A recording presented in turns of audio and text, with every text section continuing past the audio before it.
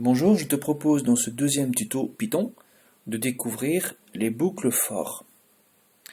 Alors, tu remarques que dans la première ligne de code, j'ai commencé par dièse, j'ai tapé dièse. Alors sur mon clavier c'est Alt et Gras puis touche 3. Et j'ai tapé le programme compte jusqu'à n. Alors dièse en fait ça permet de faire des remarques. Tout ce qui est sur la même ligne qu'un dièse, ça indique à Python en fait qu'il s'agit d'une remarque et en langage humain pour les humains. Donc Python ne cherchera pas à comprendre ce que tu as tapé. Alors, on va donner un premier exemple, et puis ensuite on va peut-être améliorer notre programme. Je suppose que l'on souhaite afficher 1, 2, 3, 4, 5, 6, 7, 8, 9.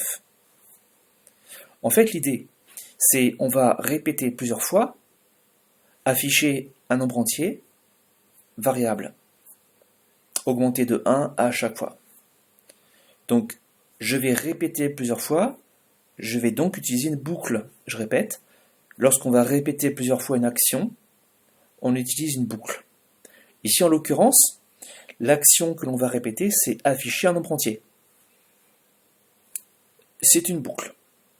Maintenant, combien de fois est-ce qu'on va boucler ? Le nombre entier il va bouger de 1 jusqu'à 9. Donc on sait combien de fois est-ce qu'on va boucler. Il s'agit d'une boucle for.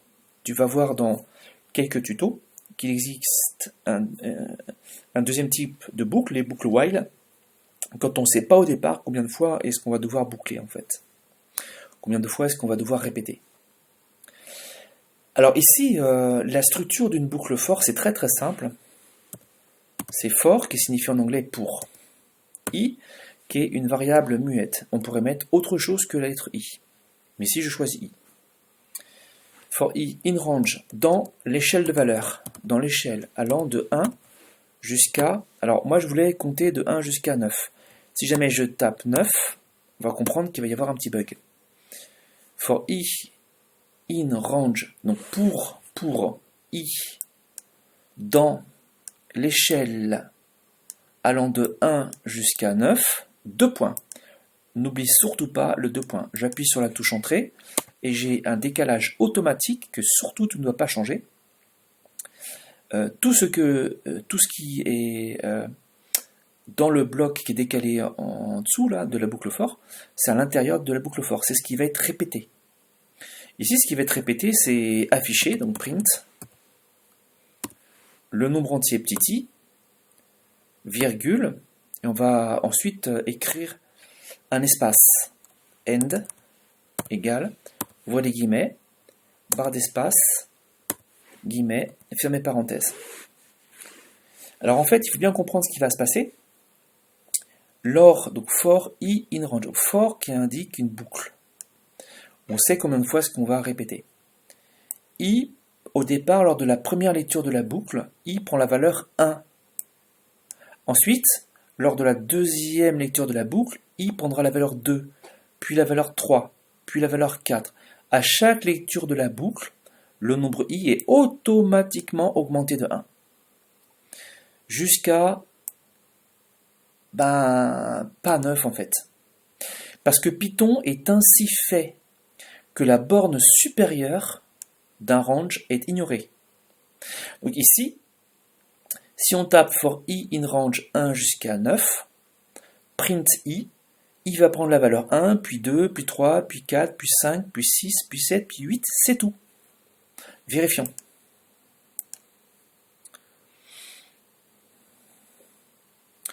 « 1, 2, 3, 4, 5, 6, 7, 8.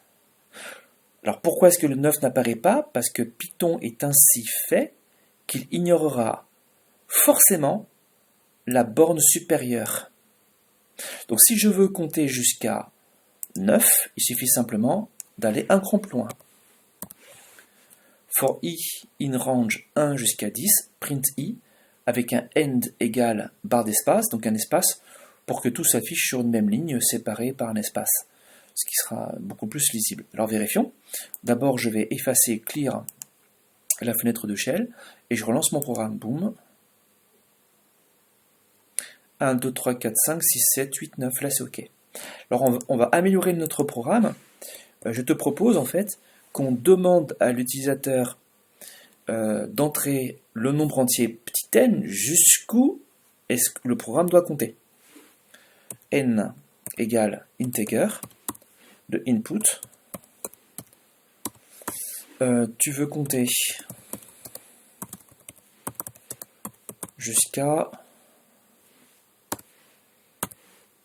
deux points, espace, fermez les guillemets, fermez parenthèse, fermez parenthèse.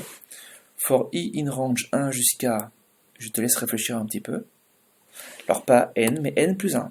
Pourquoi? Parce que la bande supérieure étant ignorée, il faut dépasser de 1 cran. Print i, n égale.